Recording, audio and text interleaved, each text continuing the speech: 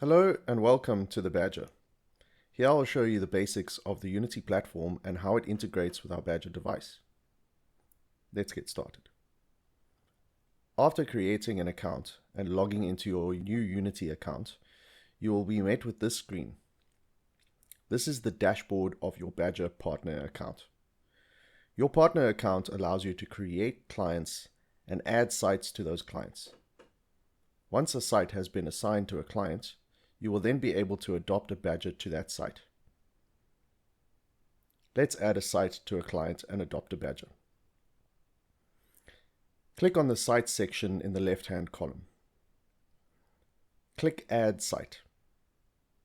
Choose the client this site will belong to and enter a name for your site. The base name, or identifying ID, will be automatically generated. This can be changed. A phone number and address must be entered for each site, as well as the time zone. There is an option to create a site without a Badjr.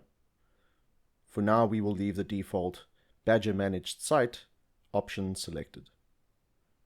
Internal use is to identify any sites being used by us as the partner, but we will leave this as the default for now. The next screen asks for the settings of the Badjr.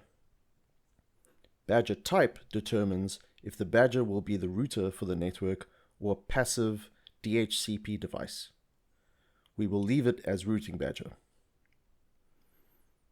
Next are the IP address and DHCP server settings that will be applied to the Badjr for the internal LAN network. The Badjr is assumed to be the DHCP server for the network. The VPN range by default is set to not conflict with the LAN range. This is for remote users who need to access the network externally.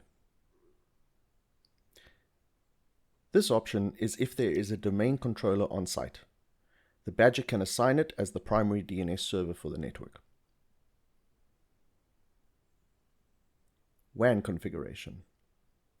The internet connection type can be one of the following: static via another router, or no DHCP, DHCP through another router, Badjr dialing the PPPoE account, routing through a USB LTE connection, or routing through an onboard LTE SIM card. Each of these options will have its own required settings on selecting them.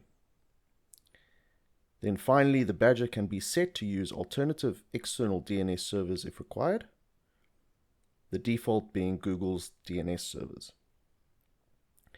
If the MikroTik model being used has Wi-Fi, it can be enabled here to use the MikroTik's Wi-Fi. Now that we have a site ready, we can go to the Badjr section and adopt Net Badjr. If the Badjr being adopted has an internet connection, it should be knocking on this page. If we click Adopt, we can choose the client and site it can be adopted to. That concludes this section. Thank you for watching.